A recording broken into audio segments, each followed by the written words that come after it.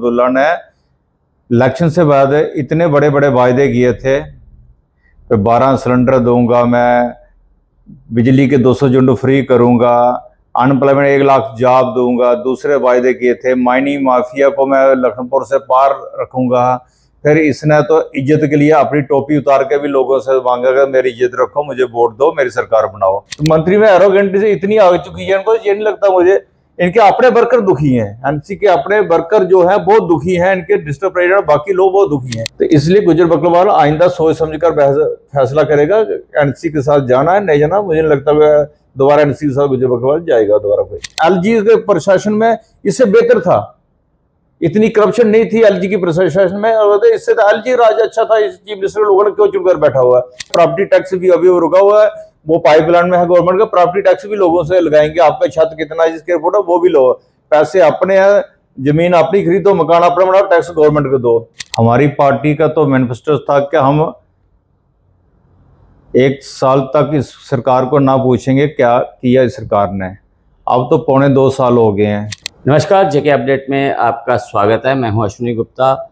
दोस्तों, नेका सरकार जो कि 1.5 साल से अधिक समय हो चुका है सरकार को, लेकिन जनता का यही कहना है कि हमारे साथ किए हुए वादे पूरे नहीं हुए, जबकि सरकार के मंत्रियों को ये कहना है कि अभी सरकार को कुछ ही समय हुआ है, 5 साल में वो अपने वादे पूरे करेंगे। तो इसी पर बात करने के लिए हमारे साथ मौजूद हैं अपनी पार्टी एसटी विंग के अध्यक्ष चौधरी सलीम जी। चौधरी सर, ये बताए कि नेका सरकार ने जो वादे किए थे उनमें से कितने वादे अभी तक पूरे किए? शुक्रिया जनाब। अब तो जैसे सरकार की बातों का कहें, हमारी पार्टी का तो मैनिफेस्टो था कि हम 1 साल तक इस सरकार को ना पूछेंगे क्या किया इस सरकार ने। अब तो 2.25 साल हो गए हैं, तो अब तो दुनिया जागी कि इस सरकार ने क्या किया। इसने बहुत बड़े बड़े उमर अब्दुल्ला ने इलेक्शन से बाद इतने बड़े बड़े वायदे किए थे कि 12 सिलेंडर दूंगा मैं, बिजली के 200 यूनिट फ्री करूंगा, अनएम्प्लॉयमेंट 1 लाख जॉब दूंगा। दूसरे वायदे किए थे माइनिंग माफिया को मैं लखनपुर से पार रखूंगा। फिर इसने तो इज्जत के लिए अपनी टोपी उतार के भी लोगों से मांगा कि मेरी इज्जत रखो, मुझे वोट दो, मेरी सरकार बनाओ। तो आज तो लोगों की इज्जत भी खराब करने शुरू हो गया जी, आपने तो छोड़ा, लोगों की इज्जत खराब हो गई।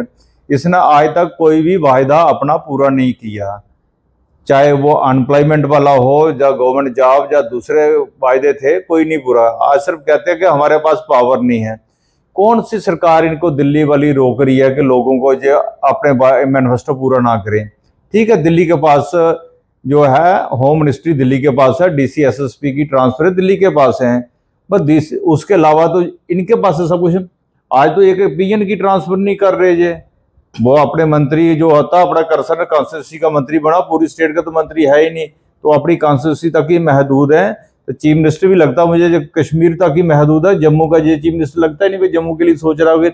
जम्मू में अनएम्प्लॉयमेंट इतनी ज़्यादा होगी, नशा इतना ज़्यादा बढ़ गया, उसके लिए कोई इनका संजीदा नहीं है ये लोग। तो इसके लिए संजीदा होना चाहिए। मुझे लगता है कि अब सारी पार्टी, हमारी पार्टी का तो अब शेड्यूल हमने रख लिया कि इसके खिलाफ हम मोर्चा खोलेंगे, दिल्ली और लोगों की बात करेंगे। खासकर जो इसने वायदे किए थे उमर अब्दुल्ला सर, मैनिफेस्टो था जो एनसी का, 12 सिलेंडर देंगे। 12 सिलेंडर कहाँ गए? आज तो सिलेंडर का जो रेट है वो आसमान छू रहा है। किसको दिए सिलेंडर? लेडीज को जी हम फ्री करेंगे, तो रेडियो फ्री किए, उसके बाद वो बंद कर दिए इन्होंने। नहीं, 200 यूनिट बिजली की है, जहाँ तक आपने बात की, 200 यूनिट बिजली तो ऐलान कर दिया सरकार ने हम देंगे, लेकिन देंगे उसे जो कि सबसे पछड़ा हुआ वर्ग है, उसे दिए जाएंगे। लेकिन क्या जब चुनावी वादा किया गया था तब ये बात कही गई थी कि उन्हीं को ही ये 200 यूनिट मिलेंगे? सभी को कहा था उस टाइम जब फ्री होता है 200 यूनिट, सभी हर घर, दिल्ली ना केजरीवाल ने की तो सभी को किया था ना 200 यूनिट फ्री। जो हाउस होल्ड वाले हैं, कमर्शियल एक्टिविटी की नहीं हम कहते, हाउस होल्ड वाले को सभी को फ्री के लिए इन्होंने कहा था हम सभी को 200 यूनिट। अब जो इन्होंने कैटेगरी रखी है उस कैटेगरी मुझे नहीं लगता पूरी स्टेट में 2 लाख भी बेनिफिशियरी होंगे, इसमें है ही नहीं। अब जैसे ही ये सेंसस हो जाएगी, सेंसस स्टार्ट होगी हमारे, सेंसस के बाद मुझे लगता है कोई 2 लाख की बजाय 1 लाख भी नहीं बचेगा, सब कट जाएंगे। तो ऐसी ही कंडीशन गवर्नमेंट रखी है, सारे नाम कट जाएंगे तो फिर कहाँ से हैं? ठीक है, एक छत किसी ने कमरा एक बना लिया तो उसकी गलती थोड़ी कमरा बनाना, छत तो सेफ होनी चाहिए। टीन का छत, मिट्टी का छत कब तक रखेंगे? तो उसका छत बना लिया, उसका सेंसरी काट देंगे जी, ये उसमें कैटेगरी में नहीं आता। तो ये वो पावर नहीं दे रहे हैं। अब तो मुझे सुनने में आ गया ये पानी का भी गवर्नमेंट टैक्स लगाने जा रही है। लोगों ने घरों में जो हैंडपंप लगाए हुए हैं, जहाँ मोटर लगाई है, उसका भी टैक्स गवर्नमेंट लेने जा रही है, उसका भी प्रपोजल बनाया है। तो उसका भी गवर्नमेंट ने, पीछे तो ये भी था कि प्रॉपर्टी टैक्स भी अभी रुका हुआ है, वो पाइपलाइन में है गवर्नमेंट का। प्रॉपर्टी टैक्स भी लोगों से लगाएंगे, आपका छत कितना स्क्वायर फुट है वो भी लो, पैसे अपने हैं, जमीन अपनी खरीदो, मकान अपना बनाओ, टैक्स गवर्नमेंट को दो। अब जैसे जेडीए पड़ा हुआ है जम्मू में, जेडीए किसके पास है? बीसी कौन है जेडीए का? अब चेयरमैन उमर अब्दुल्ला है। तो बुलडोजर लेकर जम्मू में जितने लोगों ने मालकी में अपने रिंग रोड में मकान बनाए हुए, आगे पीछे मकान बनाए हुए, अपनी जमीनों में मकान बनाए हुए, किसी सरकारी जमीन पे नहीं है, पर्सनल जमीन पे। किसी का बेटा, हाँ भी बुलडोजर चलाया है बेटा किसी का, 2 बेटे हैं, एक बेटा बाहर जाता है, वो मकान बाप का फर्ज है उसको मकान बना कर देना। ये तो वो बेटा बाप मकान बनाएगा, पूरी जिंदगी की रोजी रोटी जिसने सारी जमा कर रखी थी, जमा पूंजी, वो मकान बनाया, ये बुलडोजर लेकर आवा देते हैं। तो बुलडोजर क्यों नहीं रुकता चीफ मिनिस्टर के कहने पे? जो स्टेट लैंडों पे बैठे हो उस पर बुलडोजर क्यों नहीं चलता? चलाएं स्टेट लैंडों पे बुलडोजर, जो मालकी है उस पर तो ना चलाएं। ये गलत है। जो मालिक किसी दुकान बनाता है, कोई बच्चे के लिए दुकान बनाता है, उस दुकान पर बुलडोजर रहता है, जहाँ दुकान सीज कर जाती है, तो वो किसकी गलती है? स्टेट गवर्नमेंट के अंडर है ना, वो तो एलजी के अंडर नहीं है जेडीए। तो बताए ना उमर अब्दुल्ला क्या कर रहा है सरकार ये। इसलिए फिर इसने, उमर अब्दुल्ला सरकार ने कहा कि इलेक्शन से पहले हम माइनिंग माफिया जेएनके से खत्म करेंगे और लखनपुर के क्रॉस करेंगे।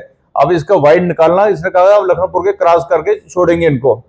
माइनिंग माफिया, जहाँ रेत माफिया, बजरी माफिया, सैंड माफिया, जितने फिर ल्यूकड़ माफिया, जहाँ शराब माफिया आ गया, अब तो चिट्टा माफिया भी आ गया। जहाँ तो माफिया का राज हो गया, तो मुझे लगता नहीं यहाँ स्टेट कहीं सरकार है। उल्टा जो रेत सैंड माफिया था, जो बाहर से आए थे पहले, कमजोर, एलजी के प्रशासन में इससे बेहतर था, इतनी करप्शन नहीं थी एलजी की प्रशासन में, और इससे तो एलजी राज अच्छा था। इस चीफ मिनिस्टर लोगों ने क्यों चुप कर बैठा हुआ है?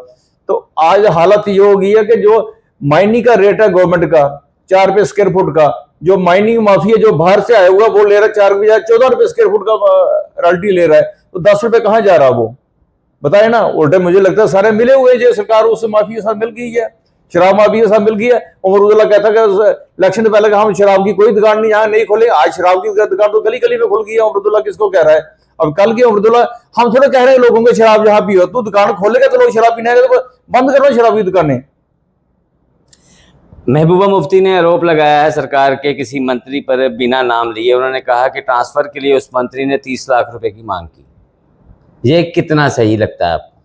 ये तो महबूबा मुफ्ती बता सकती हैं किस सोर्स से न्यूज आई है। वैसे जो ओवरऑल चर्चा है जो चल रही है, जो मार्केट में जम्मू में चर्चा है कि जहां सरकार में कोई भी काम कराना तो पैसे के बिना नहीं हो रहा, जो चर्चा चल रही है ये सच्चाई है कि बिना पैसे के कोई काम नहीं हो रहा है। पैसा मांगते हैं जी, पैसा चाहिए, पार्टी फंड के लिए चाहिए जी। अब पता नहीं पार्टी फंड के लिए सच्चाई ऊपर कितना पहुंच जाए, नीचे कितना, पार्टी फंड के नाम पर पैसा कमा रहे हैं। बीइंग ए गुज्जर नेता, गुज्जर बकरवालों के साथ किए वादे क्या नेका सरकार पूरी कर पाई? गुज्जर बकरवालों के साथ जो वायदे किए थे, और उनमें से मुझे लगता है कि एक भी पूरा किया उन्होंने। वादे तो बहुत किए इलेक्शन से पहले, और गुज्जर बकरवालों ने वोट भी दिए इनको। जम्मू कश्मीर में अगर गुज्जर बकरवाल वोट नहीं देता तो ये सरकार आज नहीं बनती वहां।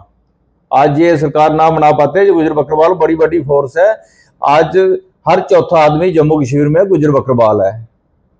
तो इसके हमारे 8-10 एमएलए भी हैं। बाकी जो जगह में जितने भी लोग वोटर थे वहां कांग्रेस को वोट दिए, चाहे इनको दिया, गुज्जर बकरवाल वोट इसी सरकार को दिया। मगर इस सरकार को वोट देने पर इन्होंने कहा हम फॉरेस्ट राइट एक्ट लागू करेंगे जी, ये खाली पेपर में हम जमीन पे लेकर आएंगे। चीफ मिनिस्टर ने अभी तक उसकी एक मीटिंग भी नहीं ली।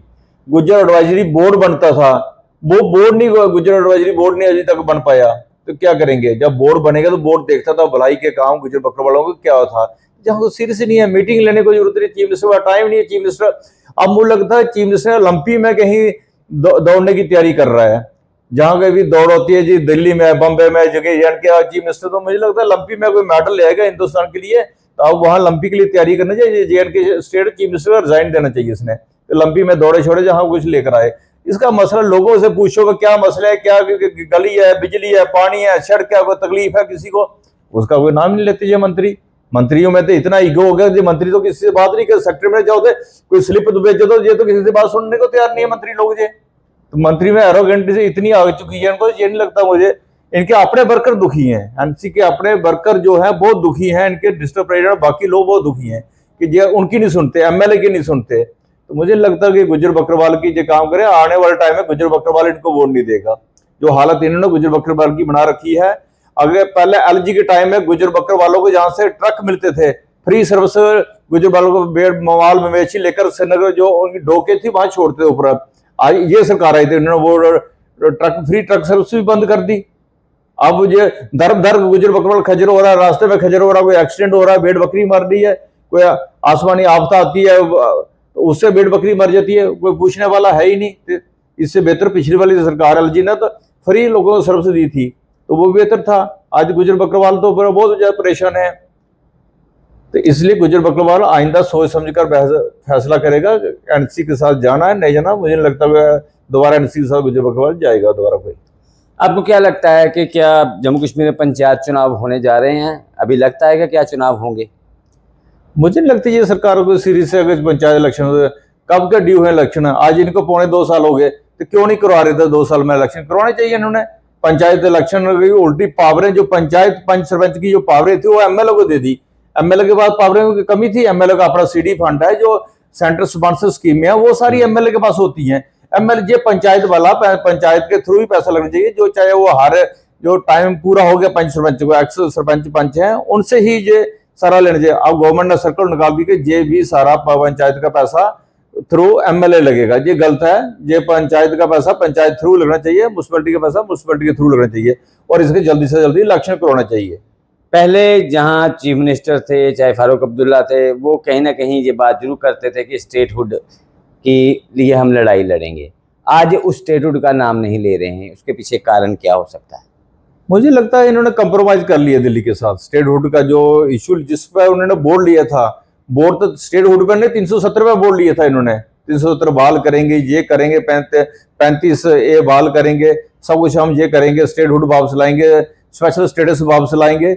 अब उसका ये ड्यू टर्न लेकर तो इन्होंने कंप्रोमाइज कर लिया दिल्ली से कंप्रोमाइज। मुझे लगता है कि ये स्टेटहुड के लिए कोई भी बात भी करेंगे। इन्होंने कभी भी जाकर इन्होंने आज इसके बाद 50 एमएलए हैं उर्दू जाना दिल्ली जंतर मंतर में धरना देना, वहां बैठे ना जगह पे स्टेटहुड वापस करें। नहीं जाता ये लोग।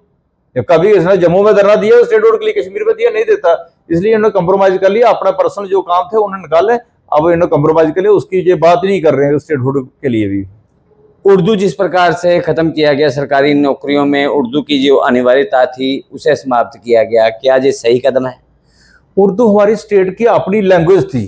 स्टेट की लैंग्वेज जो उर्दू थी, ये महाराजा के टाइम से चलती आ रही है।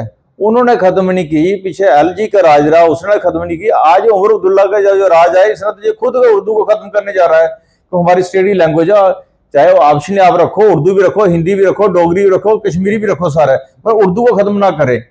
उर्दू जरूरी है। हमारा रेवेन्यू रिकॉर्ड जितना भी है सारा उर्दू में है।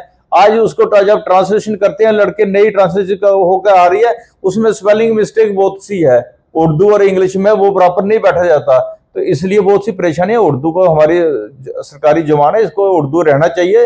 ये सदियों पुरानी जुबान है हमारी। हिंदुस्तान में भी बहुत सी स्टेटों में उर्दू बोला जाता है, बाकी बड़े सगीर में भी उर्दू बोलने वाले बहुत से लोग हैं, सुनने वाले, पढ़ने वाले। इसलिए उर्दू के साथ कंप्रोमाइज नहीं किया, उर्दू रहना चाहिए। ये गलत किया जो उमर अब्दुल्ला सरकार ने नोटिस निकाला, ये खुद उर्दू खत्म करने के लिए, ये कसूरवार है उमर अब्दुल्ला उसे उर्दू खत्म करने के लिए। अपनी पार्टी का क्या स्टैंड है सरकार के प्रति? अब आने वाले क्या रणनीति अपनाई जाएगी? हमारी पार्टी तो कश्मीर में भी हर डिस्ट्रिक्ट में, हर ब्लॉक में जारी है।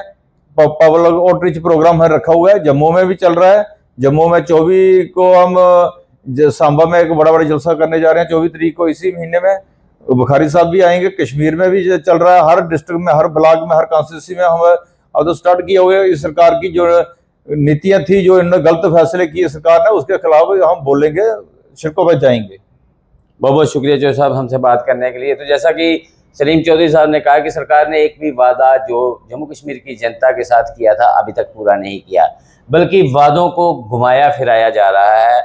और जहां तक स्टेटहुड की बात है, तो इनका सीधा सीधा आरोप है कि केंद्र के साथ हाथ मिला लिया गया है, इसीलिए आज स्टेटहुड की बात नहीं हो रही है। तो इस पर आपकी क्या राय है, कमेंट करके जरूर बताइएगा। फिलहाल मुझे दें इजाज़त, आप जुड़े रहें जेके अपडेट के साथ। चौधरी मोटर्स लेकर आए हैं नए विकसित हो रहे जम्मू कश्मीर के लिए अब सेल्फ लोडिंग कंक्रीट मिक्सर, जो निर्माण कार्यों को करेगा और भी आसान। फिर चाहे ब्रिज हो या टनल या कोई मल्टी स्टोरी बिल्डिंग, सबके लिए है ये powerful self loading concrete mixture. Jammu Kashmir में अब आ गई है सबसे पावरफुल बुल मशीन, जो दिखाती है किसी भी मशीन से अधिक दम। चाहे कितनी भी मुश्किल हो, काम बुल लोडर मशीन करती है उसे आसान। बुल लोडर मशीन डीजल भी कम खाती है और 1 घंटे में बचाती है अन्य लोडर के मुकाबले 1 लीटर डीजल, यानी डबल फायदा, काम ज्यादा और खपत कम। जम्मू में बुल लोड मशीनें कई वर्जन में उपलब्ध हैं। Bull skid AV 450 front end loader, HD100, HD96 और HD76 लोडर, जिनमें है 40 इंटरचेंजेबल अटैचमेंट्स, जिससे ये सभी लोडर पड़े दूसरे लोडरों पर भारी। अगर आप भी लोडर लेने का सोच रहे हैं तो देर किस बात की, आज ही आएं। हमारा पता है Chaudhary motors, near petrol pump, Saror Adda, Bari ब्राह्मणा। Mobile number 9697652836, 9419199119। जम्मू कश्मीर की खबरों के लिए जुड़े रहिए JK अपडेट के साथ।